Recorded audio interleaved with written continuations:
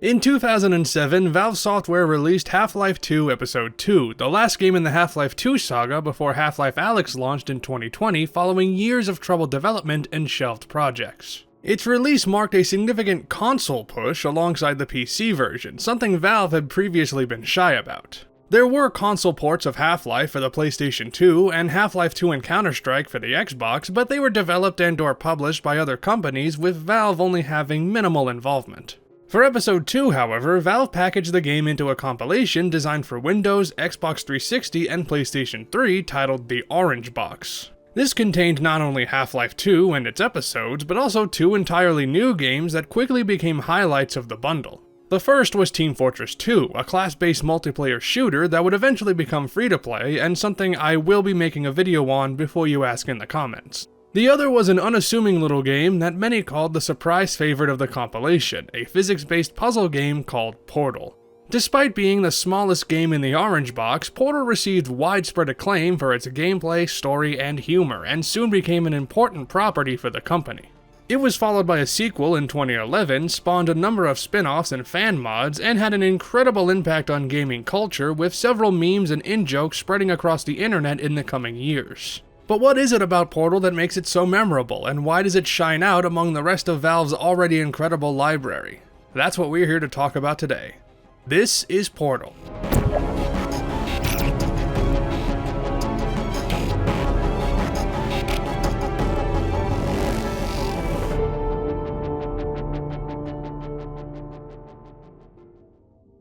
In 2005, a team of students at DigiPen Institute of Technology released their senior project, a physics puzzle game called Narbacular Drop. The team included project manager Jeep Barnett, designer Garrett Rickey, artist and writer Realm Lovejoy, and producer Kim Swift, and they released the game under the Nuclear Monkey Software moniker. The game centers around a woman named Princess No Knees, who is trapped in a dungeon and must escape by placing portals on the walls that she can travel between instantaneously. Narbacular Drop received a lot of attention at the school and was listed as a winner in the 2006 IGF Student Showcase and as a finalist in the 2006 Slam Dance Festival. But it was what happened at DigiPen's career day that put the gears that would lead to the creation of Portal in motion. On that day, some developers from Valve, including Team Fortress designer Robin Walker, visited the school to see what the students were working on. When they saw Narbacular Drop, they were impressed with it and invited the team to present their work at Valve's offices in Bellevue, Washington. Valve president Gabe Newell was present during this demonstration and was so impressed that he hired the team on the spot only 15 minutes after it began, bringing them in to redevelop the game on the Source engine. One of the things Newell noticed was how well the team connected with each other, and hiring them at Valve would keep the students working together instead of them graduating and going their separate ways. Under the Valve umbrella, the team incorporated their concepts and existing mechanics into a new project, switching the game from a fantasy dungeon setting to a scientific research center. For the most part, it was just the DigiPen team working on the game, outside of guidance from Robin Walker and contributions from Valve's artists, but Valve brought in former Old Man Murray writers Eric Wolpaw and Chet Felicik to craft the game's story and dialogue. There were no more than 10 people working on the game at one time, and Wolpaw cited these constraints as fueling creativity among the developers. The team deliberately kept game mechanics simple, reasoning that because portals that bend space-time are complicated enough, the other elements of the game should be easier to comprehend both visually and functionally. Portal was released on October 10, 2007 alongside the rest of the Orange Box games, featuring both a standalone and bundle release on the PC. It quickly became a sensation, gaining an immediate cult following and managing to hold its own even among the hotly anticipated Episode 2. The Orange Box release helped bring a whole new audience to the game, which otherwise might have been lost with a standalone release, since Valve could entice players with the promise of a new Half-Life game and full-fledged multiplayer shooter alongside their puzzle platformer. Not to mention Portal's Still Alive, an Xbox Live Arcade release with exclusive bonus content that proved to be insanely popular on the platform. But disregarding the impact of the other Orange Box games and a standalone release on Xbox Live, how does Portal hold up 14 years later? Let's dive into the game and find out.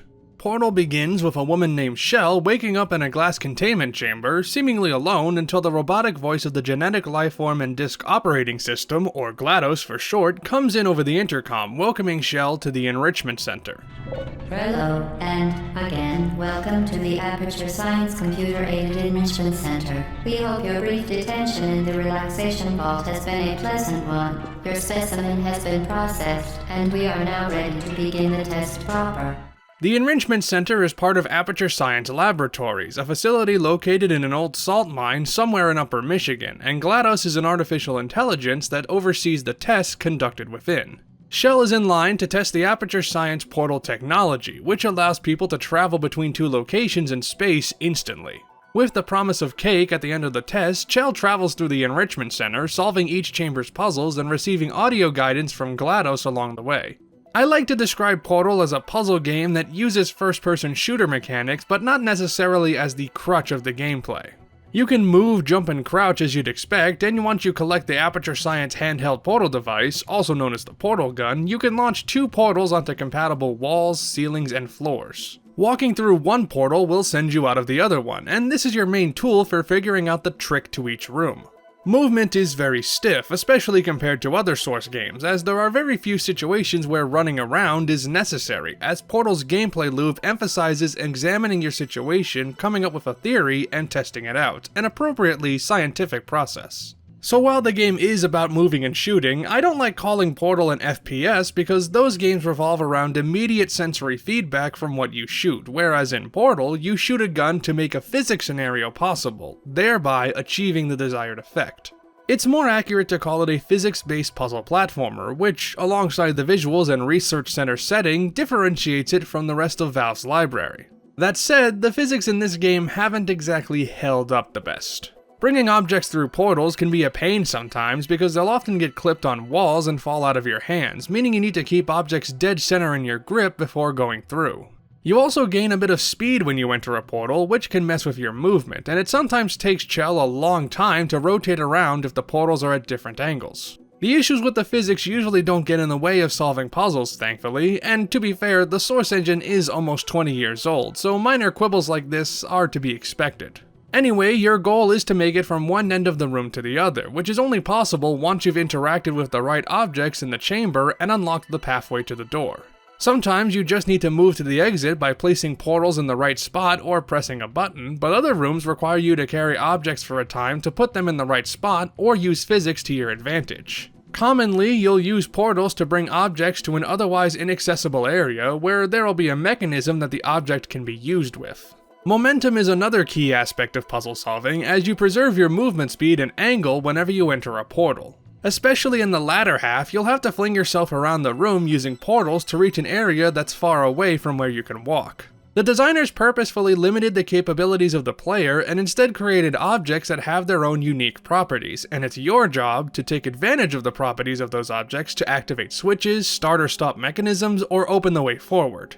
At first, the game features simple mechanics like weighted buttons, boxes, and moving platforms, and then it ups the ante with more dangerous obstacles like pits of inescapable water and turrets with live rounds. The tension scales up as the rooms grow in size and increase the number of hazards, requiring more physical skill on the player's part in addition to critical thinking and problem solving.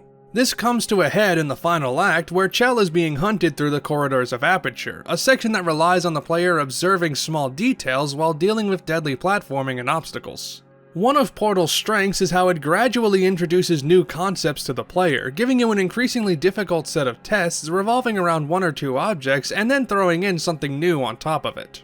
It makes the game feel more cohesive and naturally strung together as a unified sequence, even if physically the rooms are all separated from each other by doors, hallways, and elevators. The puzzles also rely on the player taking advantage of 3D space, being able to look at things from different angles, heights, and distances, which is augmented through the first-person viewpoint. The term thinking with portals, which originated from a teaser trailer and has since become one of Portal's many memes, is an apt way to describe the game's core puzzle design.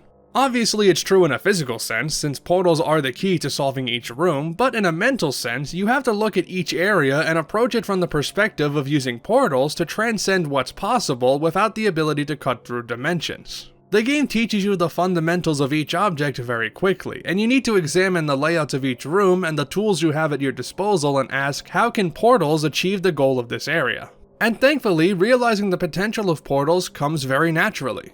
At first, the game creates portals for you, placing them in positions that help indicate what the solution is, which teaches you the properties of portals and what you can do with them. Then you're given the single portal gun that lets you place one of the two portals wherever you want to, assuming it's a suitable surface. By this point, you already know what portals can accomplish, and since the location of one of them is still determined for each room, it's easy enough to figure out what the objective is. Things become more challenging when you collect the dual portal gun, giving you complete control over both portals. You now need to rely on keen observations about the room layout and available mechanisms to know what needs to happen to solve the room, and where portals need to go to make it happen. Portal showcases the essential tenets of puzzle game design, crafting a journey that beautifully guides the player through the campaign at exactly the right pace with an extremely solid difficulty curve. Everything feels introduced and explained organically, and there's never an instance where you feel lost trying to figure out what everything does. Determining what the end goal for each room is and how to see it through is thus extremely enjoyable, and even though I know the answers to many of these rooms like the back of my hand already, it's still fun to traverse through the halls of Aperture Science even 14 years later. Something that helps a lot in that regard is the visuals, in particular the art style of the game's environments. Portal doesn't look bad overall for a game from 2007, but it certainly doesn't have the most appealing graphics, especially compared to Half-Life 2, which only came out 3 years prior.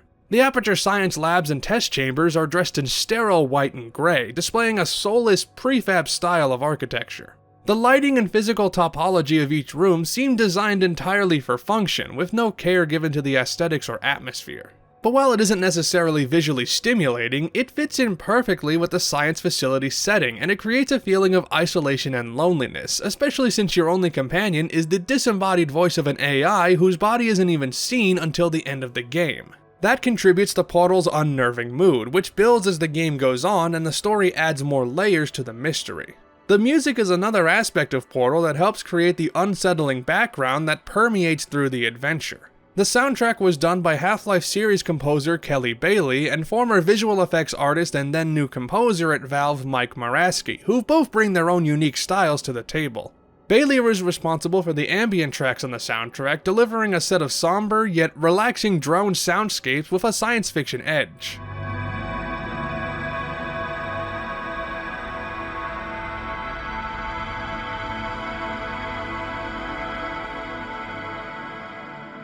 Moraski's songs fall more in line with electronica, with mid to high tempo beats and heavy synths that accentuate the intense action segments.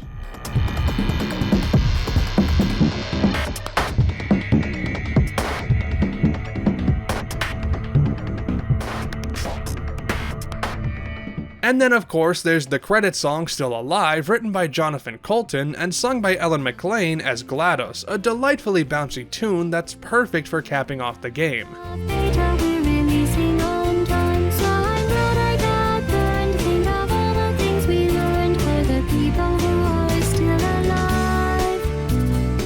Because of how short the game is, there aren't a lot of songs on the soundtrack, which is really my only complaint, as what we have here is pretty great stuff. But aside from the aesthetics and the puzzle design, the main part of Portal that sticks out to me is the narrative. Portal takes place in the same universe as Half-Life, with the events of Portal set in the interim between Half-Life and Half-Life 2. Aperture Science was mentioned in Half-Life 2 Episode 2 as the company behind the Borealis, a result of the research team's experiments with portals that became an important target for the Combine. The two companies were competitors in their heyday, and though Black Mesa beat out Aperture because of the latter's flawed approach to scientific research and constant financial issues, the Resonance Cascade and the rise of GLaDOS ensured both companies crumbled in the end. For the most part, the series don't interconnect, only a few minor details appear in the Portal games, and the decision to tie it into Half-Life was done more so that the development team could reuse art assets. In fact, even though this game takes place after the Combine invasion of Earth, that event doesn't play any part in Portal's story, so while it is important to mention the connection between the two franchises, there's not much more to say about it than that. Instead, I want to talk about how the game misleads you with its quirky, offbeat sense of humor to deliver a surprising ending. For the first 80% of the game, as Chell traverses through the test chambers of Aperture, you're constantly treated to dialogue from GLaDOS as she guides you through each room. While her main purpose is to introduce each new concept to you, she also becomes a strangely charming companion who's easy to get attached to, partially because there's no other characters in the game that you talk with. I have to credit both Eric Wolpaw and Chet Felicic's script and Ellen McLean's voice performance as GLaDOS, because without either of these elements, the character would not be as memorable as it is. Even though her voice is synthesized and obviously robotic, because it's the only one you hear for the entirety of the adventure, you come to regard her as your, for lack of a better term, best friend in Aperture Science. It's a similar situation with the Companion Cube, a specially designed box that you used throughout the entirety of Chamber 17 to solve puzzles, and which many players found to be a comforting presence. Part of that is because GLaDOS suggests it has a deeper connection to you than any other object, and part of it is also because you need to throw it into a furnace in order to leave the room, which almost seems like a cruel fate despite it literally just being a box. But right away, it's clear that something isn't right at Aperture, as occasional glitches indicate that the systems aren't running smoothly. Keep in mind that although fun and learning are the primary goals of all Enrichment Center activities, serious injuries may occur. For your own safety and the safety of others, please refrain from stand back. These odd occurrences may seem funny at first, but then you begin to question why they're happening in the first place if Aperture is as well maintained as you believe it is. You see windows in each test chamber that should allow researchers to observe your progress, but you never see anyone behind the glass, and with only one voice to listen to, it's critical that you're able to trust GLaDOS. Which makes it all the more troubling when you discover sections of the facility hidden behind broken walls telling you that not everything at Aperture is as it seems. These rooms feature paintings by an unknown person who warns the viewer not to trust GLaDOS, and that her promises of cake at the end of the test chambers are false. That proves to be a correct assessment, as just when Chell finishes the final chamber, she realizes that GLaDOS is leading her into an incinerator, and it's only thanks to the portal gun that she escapes a fiery death. GLaDOS momentarily panics and then tries to persuade Chell to come back, but the player instead navigates through the back sections of Aperture before finally reaching GLaDOS in her central chamber. After some more taunting, Chell begins taking parts of GLaDOS and incinerating them, revealing the computer's true personality, which is much more manipulative and murderous. Good news. I figured out what that thing you just incinerated did. It was a morality core they installed after I flooded the Enrichment Center with a deadly neurotoxin to make me stop flooding the Enrichment Center with a deadly neurotoxin. So get comfortable while I warm up the neurotoxin emitters. Now that GLaDOS is fully unstable, Chell uses the power of portals and the rocket turret defense system to deal enough damage to the machine and cause the Enrichment Center to descend into chaos. Chell wakes up outside with the smoldering wreckage of GLaDOS beside her, but in a scene added in an update a year before Portal 2's release, she's dragged back into the facility by an unseen force. That's where the game ends, but the follow-up comic Lab Rat, released alongside Portal 2, shows what happened between the two games and gives some backstory to GLaDOS' origin and Aperture's downfall. The comic chronicles the last moments of Doug Ratman, an Aperture Science employee who monitors Chell's progress through the chambers. Doug suffers from paranoid schizophrenia, relying on medication to keep his sanity in check and hallucinating a talking companion cube as his friend when not taking his prescription, and is the one who left behind all the hidden messages behind the walls of Aperture. Flashbacks show how the scientists assigned to the GLaDOS project struggle to contain the AI's human-killing intentions, with Doug claiming that no method would work against a machine like her.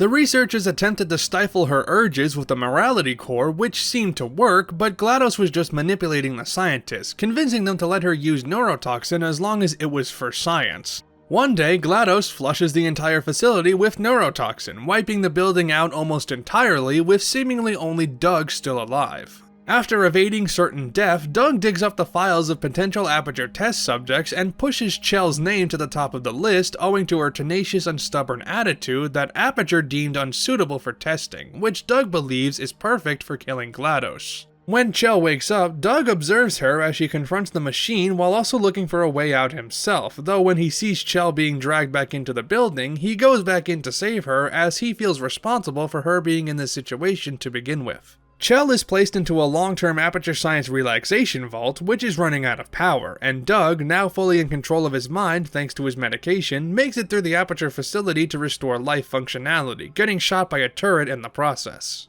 With the last of his strength, Doug restores power to Chell's chamber and crawls into a life support machine himself, with his final fate ambiguous. It's a tragic story, and one that I'm sad is relegated to a comic. Not that I'm disparaging the comic, because it is very good, but for such an important character who sets the story in motion, it seems odd to leave these details to an auxiliary resource. But regardless, it's a testament to the more somber notes of the Portal storyline, something that will be expanded on in the sequel. Looking at it on its own though, Portal still remains a classic puzzle game that deserves your attention, even if it is showing its age. The seams on the gameplay and physics might be coming apart, but the storytelling, aesthetics, and puzzle design are as fresh as ever.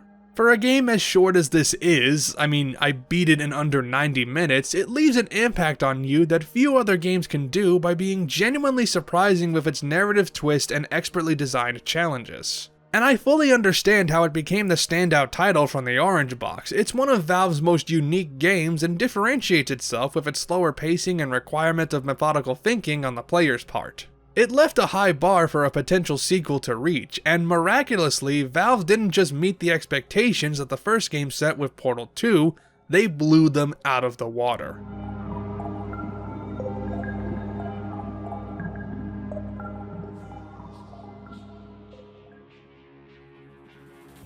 Because of the massive success, there was a ton of demand for Valve to make a sequel, and not just from the fans. Part of how Valve determines projects is via internal interest at the company, and because of Portal's small development staff, many on the team were left out and wanted to work on a new Portal game. By this point, the Narbacular Drop team, -2, were still working at Valve and were involved with the sequel, though Kim Swift left halfway through to join Airtight Games, the studio behind Quantum Conundrum.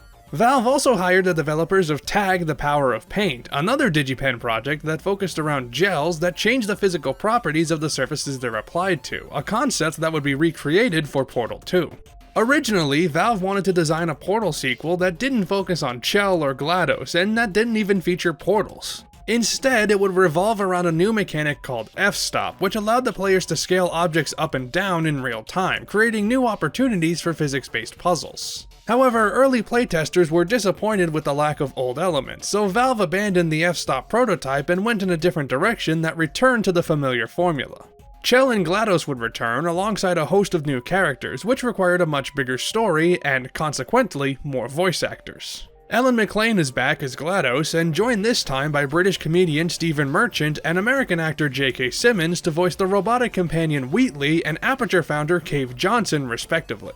Portal 2 was teased via an ARG game and multiple announcements through 2010, with a final release date of April 19, 2011 after a couple of delays. It launched on consoles alongside the PC version, with EA handling the publishing, which again helped push the game to the non-PC audience. Portal 2 became a smash hit on similar levels to the original, receiving multiple awards and often being cited as the best game of 2011 and one of the best games of all time, an honor shared with its predecessor. So how did Valve manage to improve on the incredibly high bar they created with the first game?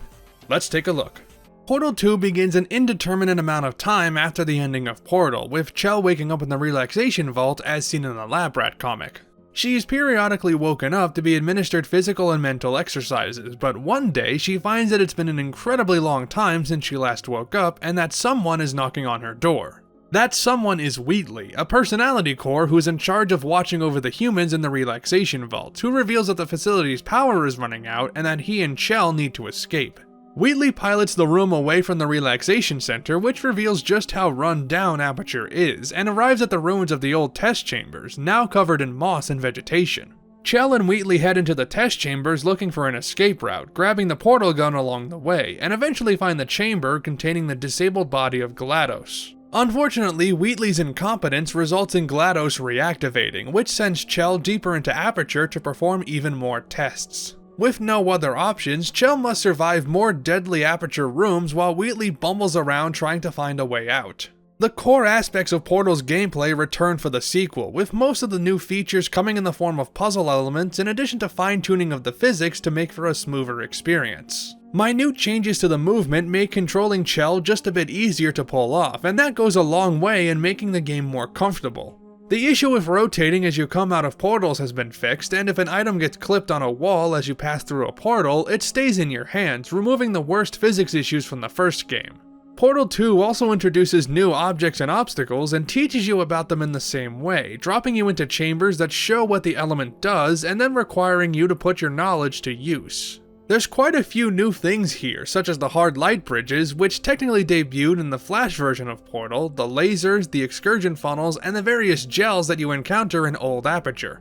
More so than in Portal, these new objects rely heavily on physics and spatial awareness with solving them, as you need to understand how each element changes the physics of objects it interacts with, as well as the physical interactions between them and the player. The gels are probably my favorite new element, especially the repulsion gel that makes surfaces and objects bouncy, and the propulsion gel which allows you to run on it with barely any friction and increased speed. They're great when used in conjunction with each other to let you fly across areas of the level, especially in open areas. While the principles of puzzle design haven't changed much, the geometry certainly has, with a wider spectrum of room layouts and topologies that change as the game progresses. There's 4 different types of levels here, beginning with what I like to call Overgrown Aperture that sets the stage as you begin the adventure. The first chapter takes you through some of the first game's test chambers as you get your bearings, and these rooms have seen better days. These familiar test chambers have fallen into severe disrepair, with walls cracked and broken and vegetation everywhere, and some electronic systems are failing completely.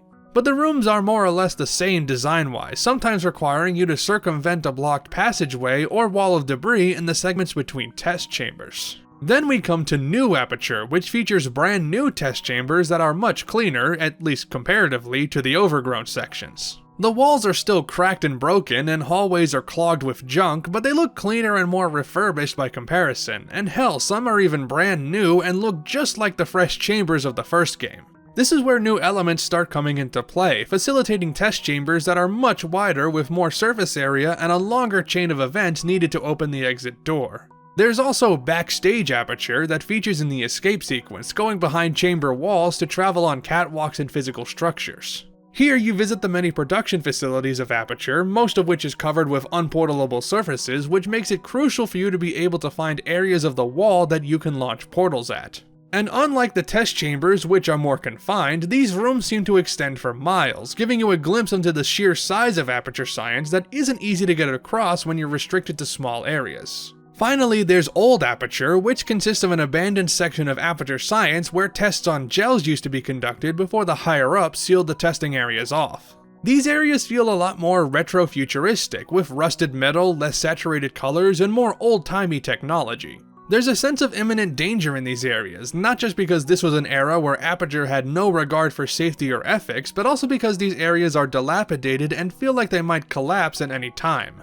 By varying its level design and showing you more and more areas of the facility, Portal 2 provides a sense of scale that Portal just didn't have. Because of how huge it is and how many different places there are to visit, Aperture Science feels more like a living, breathing location, which is ironic considering how much of it looks dead and broken. The variety in locations also let the artists and visual designers play around with aesthetics to elicit multiple kinds of moods and atmospheres as you explore the remains of Aperture this time around. Portal 2 is, on the whole, a darker game than its predecessor, not so much in the story, but in the color department thanks to the lack of pristine white surfaces in the majority of the game's areas. In Portal, the stark white test chambers of Aperture, even if objectively bland, created this sort of homey feel to it because you got so used to seeing it, and Portal 2 wonderfully contrasts that with a color scheme that's less bright and gives off a cold, mechanical vibe.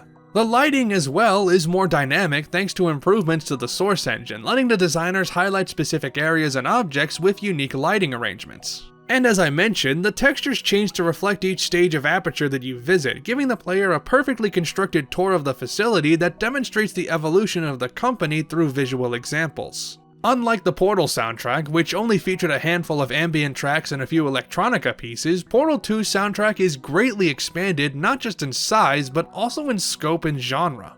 Mike Muraski is the sole composer this time, and his work on Portal 2 is great, delivering a science fiction tinged soundtrack that jumps between being upbeat and energetic and drawn out and mellow, as well as every tempo and mood in between. Test chambers usually have a softer, more peaceful tone that allows you to think clearly as you solve puzzles, while the various action scenes ramp up the intensity of the music, both in speed and dynamics.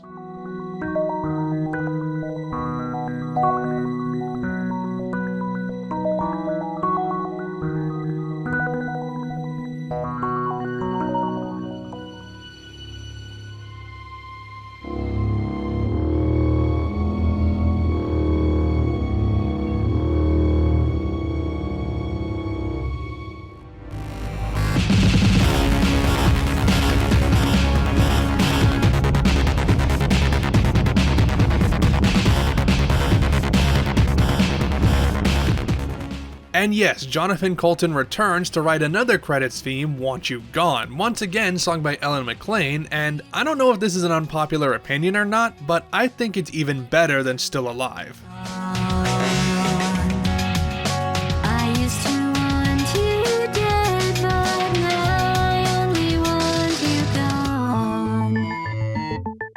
Back to the main music, the synth samples and drum kits create a very robotic, faux corporate, but still delightful soundtrack thanks to the compositions that perfectly match their corresponding areas in-game.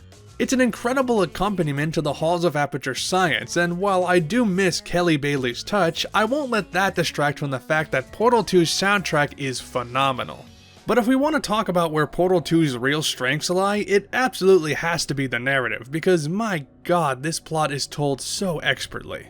The first game already had a great sense of storytelling and misleading the player to create a fresh experience, but Portal 2 delivers a tightly written and fantastically paced adventure that is thoroughly enjoyable. As Chell is a silent protagonist, it falls on the rest of the characters to carry the story, and they do thanks to their charming and hilarious personalities. GLaDOS is her murderous self as always, with a lot more resentment towards Chell that makes her prone to taunting and mockery, and once again, Ellen McLain kills it in the role. Let's see what the next test is. Oh, advanced aerial faceplates. Well, have fun soaring through the air without a care in the world. I have to go to the wing that was made entirely of glass and pick up 15 acres of broken glass. By myself. But the new characters, Wheatley and Cave Johnson, steal the show thanks to their phenomenal dialogue and voice performances. Wheatley begins the game as an incompetent dork whose frantic, high-energy speech and semi-panicky personality makes for a fantastic companion as comedic foil to Chell. Stephen Merchant's voice and improvisational skills are the major reasons why Wheatley is so entertaining. There's something about his accent and manner of speaking that just beautifully works for Wheatley's outbursts. Most test subjects do experience some cognitive deterioration after a few months in suspension. Now, you've been under for quite a lot longer, and it's not out of the question that you might have a very minor case of serious brain damage. But don't be alarmed, all right? Although if you do feel alarmed, try to hold on to that feeling, because that is the proper reaction to being told that you've got brain damage. Once you make it to Old Aperture, you're forced to listen to recordings of Aperture's founder Cave Johnson, who originally guided test subjects around while ranting about his workmanship and dedication to science. He's a fun character to listen to, especially as he evolves over the course of time to reflect the company's failures and his own declining health, accented by a wonderful voice performance by J.K. Simmons. Oh, in case you got covered in that repulsion gel, here's some advice the lab boys gave me. Do not get covered in the repulsion gel. We haven't entirely nailed down what element it is yet, but I'll tell you this, it's a lively one, and it does not like the human skeleton. Portal 2 is full of brilliant dialogue like this, and once again, I need to highlight the script written by Eric Wolpaw and former Cracked.com writer Jay Pinkerton, as well as the co-op dialogue by Chet Felicic. They knew exactly how to maintain a funny, jovial script while simultaneously introducing darker and more serious elements to the story. And that story is a roller coaster ride indeed, taking us on a journey through Aperture's history and showing how the characters change over the course of the adventure when they face conflicts. After spending some time in GLaDOS' test chambers, Wheatley helps Chell escape and takes her to the manufacturing wing of Aperture, where they disable GLaDOS' supply of turrets and neurotoxin. Chell and Wheatley find themselves back in GLaDOS' chamber, but when the systems flag her as corrupt, Chell installs Wheatley as the replacement core, putting him in GLaDOS' body and giving him control of the facility. This proves to be a mistake, as almost immediately Wheatley goes mad with power, turning on Chell and transferring GLaDOS' core into a potato, and then sending the two of them down a long elevator shaft. Chell survives and navigates through sections of Aperture Science from the 1950s through the 1980s that have since been abandoned, soon reuniting with GLaDOS and teaming up with her to stop Wheatley. It's here where we learn about the history of Aperture thanks to the recordings of Cave Johnson and various items strewn about the old administrative offices and test chambers. Johnson founded Aperture in the 40s as a shower curtain manufacturer before transitioning to scientific research and purchasing the salt mine where the enrichment center would later be built. He invited high-profile members of the public like war heroes, astronauts, and Olympians to conduct experiments, but their unethical methods resulted in the accidents and deaths of several test subjects, and Johnson would testify at Senate hearings concerning missing astronauts in the 60s. Partially because of this, Aperture suffered heavy financial losses from the 70s onward, forcing them to hire vagrants off the street as test subjects, promising them $60 for completing the course, and later requiring all employees to complete mandatory testing. This last move increased test subject quality, but also increased turnover rates and moved Aperture further into the red. Not helping was their experiments with moon rocks that Aperture ground up into a gel, which, while evidently fantastic for conducting portals, left Johnson saddled with illness caused by moon rock poisoning. Before Johnson passed away, he mandated that his assistant Carolyn take over when he died, and also invested research into storing a person's intelligence into a computer, leading eventually to the GLaDOS project. In the present, as Chell and GLaDOS explore the ruins of Aperture's past, GLaDOS slowly realizes that she is Carolyn, whose mind was preserved in her systems but was apparently locked away as the AI gained sentience. With this newfound knowledge, GLaDOS comes to an understanding about who she is, strengthening her resolve as the two escape the bowels of the facility and reach the upper levels once more. There, once Wheatley sees Chell and GLaDOS have returned, he uses them as his test subjects, explaining that he feels an itch to keep testing that provides him with a euphoric high once a test is solved, which GLaDOS knows is a part of her body that will eventually dissipate. Sure enough, Wheatley grows frustrated as he isn't getting the response he wants, and after finding 2 robotic test subjects in storage, he decides that killing Chell and GLaDOS would be easier, prompting them to escape. Chell navigates through Aperture's hallways while avoiding Wheatley's death traps and soon makes it into his chamber as the facility is about to erupt from Wheatley's inability to maintain everything. In a nice reversal of the GLaDOS battle, you defeat Wheatley by attaching corrupt cores to him, which triggers the core replacement process again. Wheatley attempts to blow Chell up before she can put GLaDOS back in her body, but she survives and looks up at the moon as the ceiling gives way. Remembering that moon rocks conduct portals well, she launches a portal at the moon, which sucks her and Wheatley out into space, and GLaDOS takes the opportunity to regain control of the facility, knocking Wheatley out into space and dragging Chell back inside. When Chell wakes up, GLaDOS deletes the last traces of Carolyn inside her system and determines that it isn't worth it to keep trying to kill Chell, and decides to let her leave. Chell reaches the surface and heads outside, accompanied by a final gift from GLaDOS in the form of the incinerated companion cube, and a post-credits scene shows Wheatley drifting in space, monologuing about how he feels regret for his actions. That's Portal 2's plot in a nutshell, but what you miss out on when just hearing a synopsis is all the little details, the interactions and the character quirks that make them so entertaining to listen to. I can't really do them justice without just showing them to you, but honestly, I don't want to do that because it takes away from the experience of seeing the game for yourself. You already know what I'm talking about if you've played the game already, but if you haven't, I implore you to do so because experiencing the game's narrative and characters are absolutely worth the ride. But that's not to say that those are the only 2 things that make the game worth playing, because on all accounts, Portal 2 is absolutely incredible. There are very few games that I would consider perfect, and for the record, my definition of perfect isn't something that's necessarily flawless, but something that if you were to change anything about it, it would inevitably suffer as a result.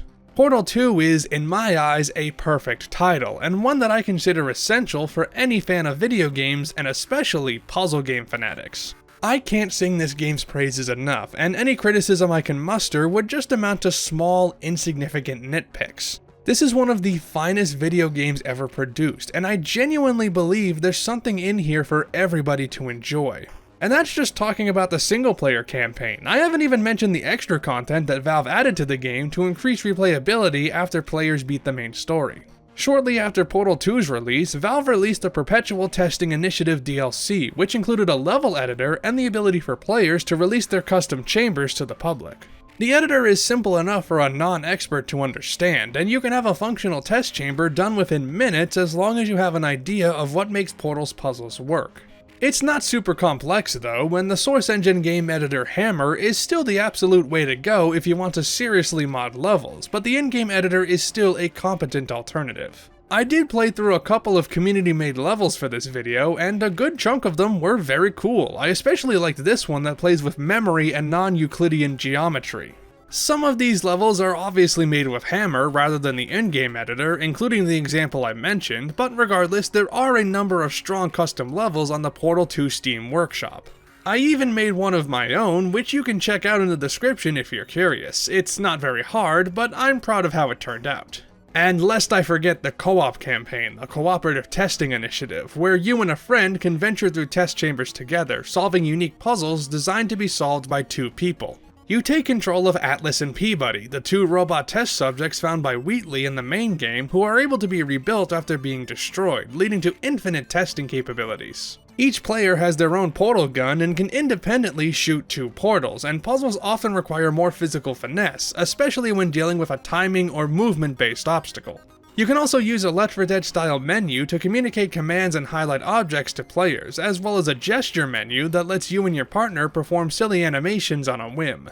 The campaign stretches across 5 chapters, plus an additional 6th chapter released in the peer review DLC. There's a smattering of new puzzle elements here, but most of what you have to work with is stuff you'll encounter in the main game, so it pays to have knowledge of the single player before tackling the co-op. Playing Portal 2's co-op mode is certainly a lot of fun, and while I don't think the puzzle design is quite up to snuff as those in the main game, many of the rooms are still a blast to play through.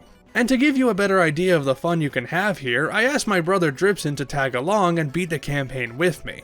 Some of you may remember Dripson from my Half-Life Decay video where he said such iconic lines as, "I'll bully people regardless of if they have a wheelchair." He once again made for a great co-op partner here, and just like with Decay, I've prepared a little highlight reel showing off the kind of wacky fun 2 people can have when playing Portal 2 together. Enjoy the madness!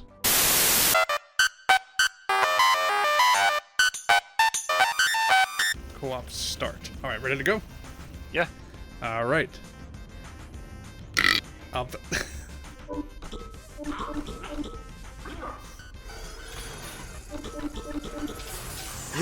Bastard. It begins. It begins already, huh? Let's high five. Really? You just walked away. Yeah, That's not run on fair. What? Nutty the fuck? You should let me walk through the maze because I know you're gonna grief me. Yeah, we better content. Yeah.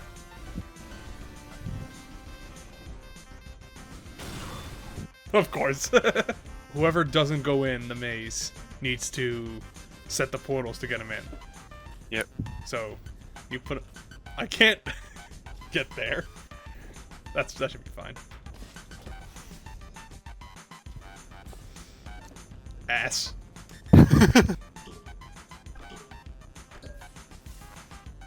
Wow, we did it. We're so smart. Okay, I guess not.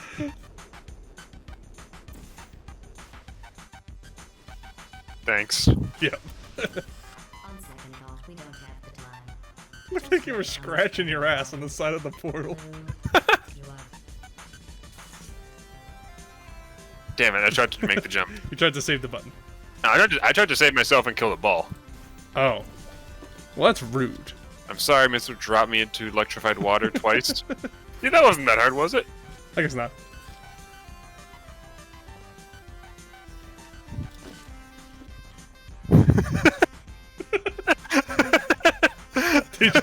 Did you push it? Yes. Okay. No! If you don't.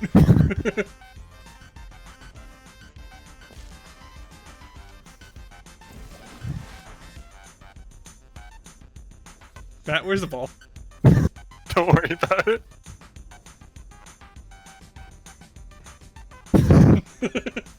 I'm sure that looked great from your view. Any reason why you jumped down? Fuck. Damn it. I wasn't paying attention. And I live. Oh, that was funny.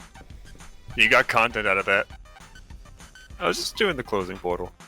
Fine. Raise it up for you. Thanks, I didn't want you to do that. King. You have to raise it again, though, so we can get over there. Fine.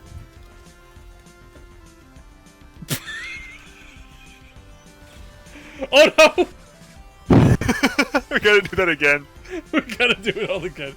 My smooth brain coming in clutch.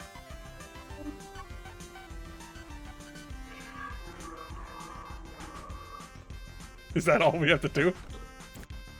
No, I'm just walking in a circle. God damn it!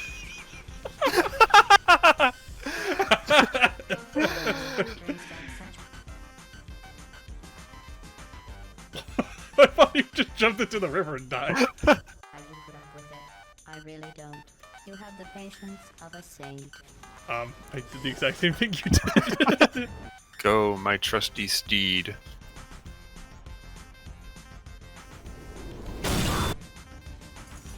No. How you live? I was just holding back as best I could. I took a bit of damage, but I didn't die immediately. There we go. Okay. Oops, I did the wrong one. Alright, Great but job. But now we know what to do. Yeah. Content. Yeah, content. I did that for the laughs. I did that for views. This video is gonna get 10 billion views. Oh, I hope so. I guarantee it. It better, or else you're fired. Can I throw this in? Can we throw this in? Try. Yes. Nice. Yep, you can come on through. Alright. Oh, wait, actually, no, you can't. I can't? But I'm coming. Oh!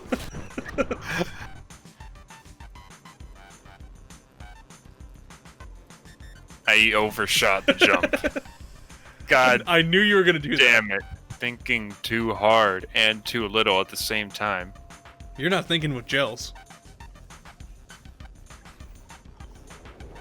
Cool. I forgot there was a drop here. I was just not thinking.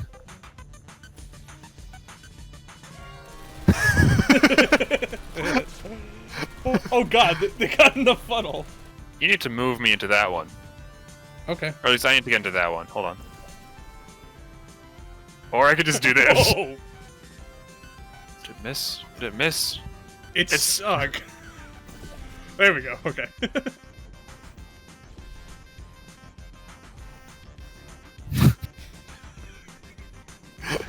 Good. What the fuck? We bounce on each other. Oh. Alright, let's go one at a time this time. Yeah.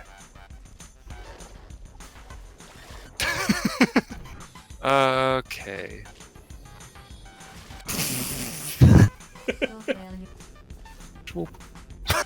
You bitch. I Goomba stomped you. Portal 3, you're a bird. Oh no. They introduced flight mechanics into Portal. Fuck. Also, it's in VR. Ew, God. Bird Flight Simulator VR with portals. Portal 2 would ultimately be the last game in the franchise, or at least the last mainline title released by Valve that continued the Portal story. The company later released a VR tech demo called The Lab, which takes place in Aperture Science and features different VR-based minigames, and later, they and Cloudhead Games would launch Aperture Hand Lab, another tech demo for their own VR platform, the Valve Index. And Portal characters and concepts were featured in third-party games, such as a bridge constructor game based on Portal, GLaDOS appearing as the dealer in Poker Night 2, and a Portal-themed level in LEGO Dimensions, just to name a few. But while Portal remains one of their most beloved properties and is a cornerstone for Valve, it has not received a new game in 10 years. And you know what? I'm okay with that. Portal and Portal 2 are both so incredible at delivering a wholly realized experience that even though I would be ecstatic to see Portal 3 be announced, the two games are more than satisfying enough for me. Even if not every aspect works on its own, when you consider the games as a unified experience, there's something truly special. It's a case where the whole is greater than the sum of their parts, even when the sum of those parts is already amazing. Forgive the obvious joke, but it must be said, these games are a triumph, a huge success, and it's hard to overstate my satisfaction.